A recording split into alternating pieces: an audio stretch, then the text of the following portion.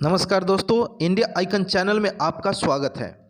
आज हम बात करने जा रहे हैं पपीते की कौन से वैरायटी की खेती करें। हमारे भारत में बहुत सारे वैरायटियां हैं, बहुत सारे वैरायटी हम खेती करते हैं, लगाते हैं। लेकिन अभी क्या है कि अभी इन्वायरमेंट ग्लोबल वार्मिंग चेंज होने के कारण हमारा सभी वैरायटी हमारे भारत में और ख़ासकर अलग अलग राज्यों में ये सक्सेसफुल नहीं हो रहे हैं। तो विज्ञान बढ़ रही है, विज्ञान ने एक ऐसी वैरायटी निकाली है जो रोगों से लड़ने में सक्षम है और इसकी अगर खेती करते हैं तो ज़्यादा लाभदायक है। उत्पादन से लेकर के रोगों से लड़ने में ये सक्षम है। तो हम उस वैरायटी की बात करते हैं और कौन सी वैरायटी है, कहाँ की है, हम बताएंगे। इससे पहले चर्चा थोड़ा कर लेते हैं कि पपीता लगाएं कब लगाएं इसको। तो अर्ली अगर लगाते हैं तो अक्टूबर से लेकर नवंबर के बीच में आप लगा सकते हैं, अर्ली हो गई। उसके बाद 15 फरवरी से लेकर 15 अप्रैल तक इसकी सबसे बेस्ट समय रहती है। इन्वायरमेंट से लेकर हर चीज़ इसमें, नमी, तापमान, वातावरण, सब कुछ इसके लिए उपयुक्त होता है। तो आप 15 फरवरी से लेकर के 15 अप्रैल तक इसको आप लगाएं। पपीते में पानी जो है, पपीता के अंदर जो फल के अंदर है 90% पानी है। तो इसमें पानी का भी व्यवस्था अच्छी होनी चाहिए। हाँ, पानी उसमें लगना नहीं चाहिए, ऊंचा ज़मीन चाहिए। जहाँ गड्ढा ज़मीन है उसमें आप इसकी खेती ना करें। तो पपीते में एक बेड बना के करें, नाली बना के करें और उसमें पानी की समुचित व्यवस्था करें। हम बात करते हैं कि इसकी खेती जो है कौन सी वैरायटी की करें। तो वो वैरायटी है आपको रेड लेडी F1 786। ये ताइवान की वैरायटी है किसान भाइयों। ये रेड लेडी 786 जो है, ये उत्पादन और सबसे बड़ा चीज़ है कि इसमें रोग कम लगते हैं। जो लीफ कर्न की जो शिकायत है, सफ़ेद मक्खी वगैरह, ये सब में लड़ने की इसका क्षमता है। तो वायरस इससे लड़ने की क्षमता है इस पौधे में। और सबसे बड़ी बात क्या है कि हम जो दूसरे वैरायटी लगते हैं उसमें नर और मादा अलग अलग होते हैं। नर और मादा अगर हम 1000 पौधा 1 एकड़ में अगर लगाते हैं, उसमें से मान लीजिए कि 20% अगर आपका नर निकल गया तो हम 10% रखना भी ज़रूरी है, क्योंकि पॉलिनेशन के लिए 10% हम रखेंगे और 10% जो हमारा बेकार है उसको हम काट के हटा देते हैं। लेकिन ये ताइवानी जो रेड लेडी है वैरायटी, इसमें नर और मादा, नर में भी फल आते हैं। ये इसको उभयलिंगी बोलते हैं। हम लोग के यहाँ जो लोकल वैरायटी है उसमें फूलभंगा हो जाते हैं, उसको काट के हम हटा देते हैं। लेकिन ये नर जो है इसमें भी फल आते हैं। मादा में तो फल आते ही हैं, लेकिन नर में भी फल आते हैं। तो इसमें हम नर और मादा को पहचान कैसे करें। सबसे बड़ी बात है कि नर और मादा की पहचान जो है सबसे मुख्य चीज़ है। तो मादा फल जो होता है वो गोल होता है और नर जो फल है ये आपका लंबा होता है। जो नर में भी फलते हैं, इसको उभयलिंगी बोल रहे हैं, दोनों समान हैं। तो इसमें क्या है कि नर में भी फलते हैं, इसमें लंबा फल हो जाता है। तो हम इसी से पहचान करते हैं कि नर और मादा कौन कौन से हैं। तो इसमें हमको काट के फल, मतलब जो मेरा प्लांट होता है वो वेस्ट नहीं जाता है। जो लोकल वैरायटी है, चाहे भारत की जो वैरायटी है या पूसा की जो वैरायटी है, उसमें नर और मादा अलग अलग हो जाते हैं। अब हम इसमें बात करें कि कोई भी पौधा इसमें इंटरक्रॉप्टेड प्लांट ना लें। इसमें छोटा पौधा आप इसमें ना लगाएं। जैसे भिंडी हो गया, आपको टमाटर हो गया। इससे क्या है कि वायरस इसमें अटैक करते हैं और उस पर जम जाते हैं नीचे वाले पौधा पर, और फिर पपीता को भी नुकसान पहुंचाते हैं। तो इसमें है कि कुछ चीज़ की भी खेती आप कर सकते हैं इसके साथ साथ।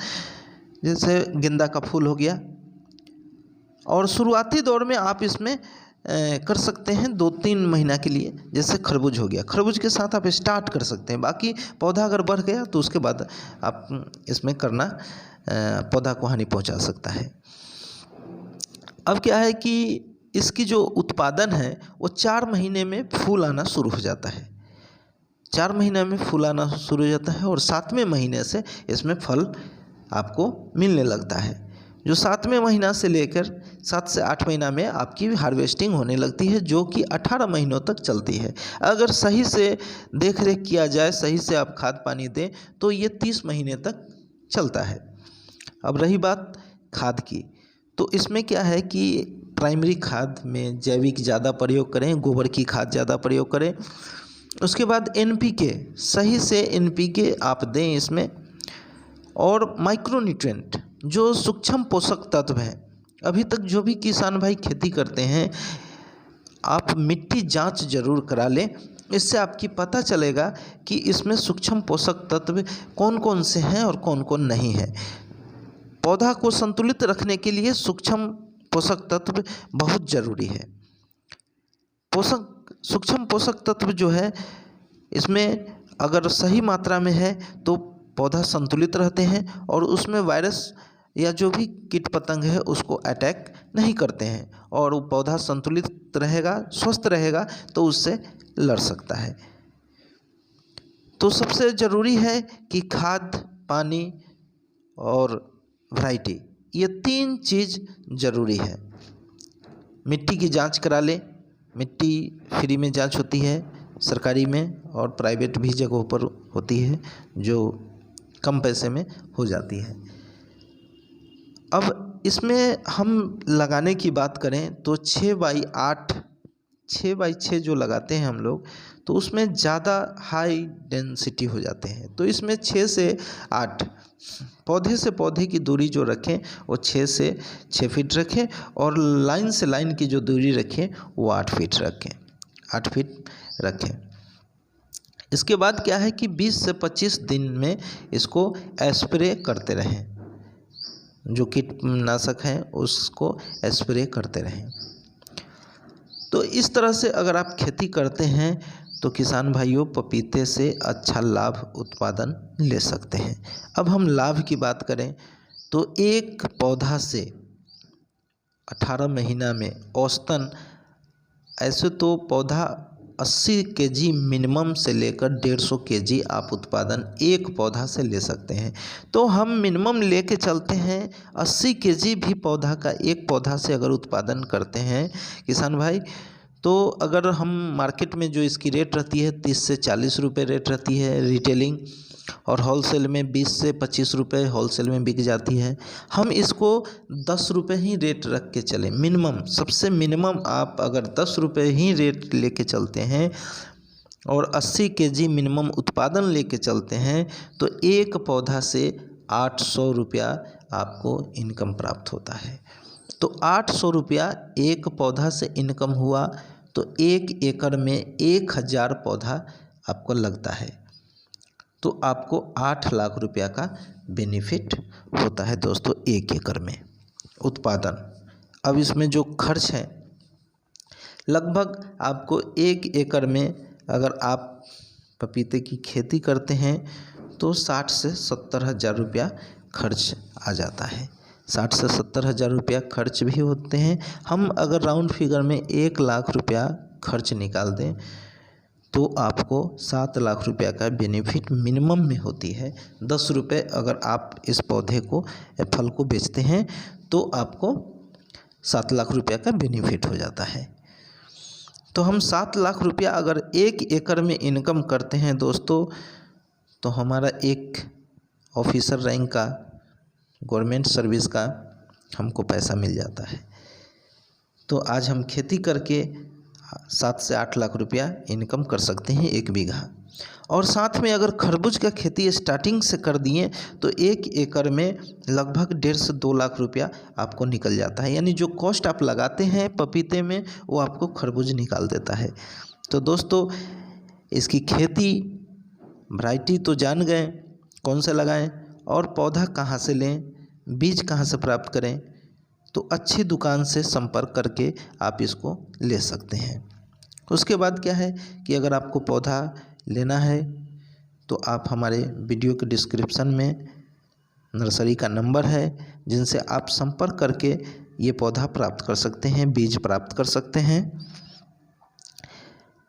आप हमारा नंबर उसमें दिया हुआ है, व्हाट्सएप नंबर दिया हुआ है, आप उसमें डिटेल्स अपना सेंड करें, हमारे प्रतिनिधि आपसे संपर्क करेंगे। किसान भाई, अब गर्म प्रदेश में सेब की खेती हो रही है। जी हाँ, सही सुने हैं आप, कश्मीरी सेब अब गर्म प्रदेश में होगी। यानी कि आप बिहार, उत्तर प्रदेश, मध्य प्रदेश, जहाँ भी 0 डिग्री सेल्सियस से लेकर 45 डिग्री सेल्सियस तापमान है, वहाँ आप सेब की खेती कर सकते हैं।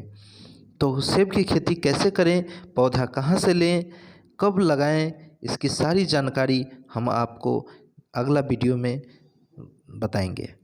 तो ये आप वीडियो अगर देखना चाहते हैं तो हमारे चैनल को सब्सक्राइब करें और बेल की घंटी को भी दबा दें, ताकि अगला जो वीडियो हम बनाएं और यूट्यूब पर डालें तो आपको सूचना प्राप्त हो जाए।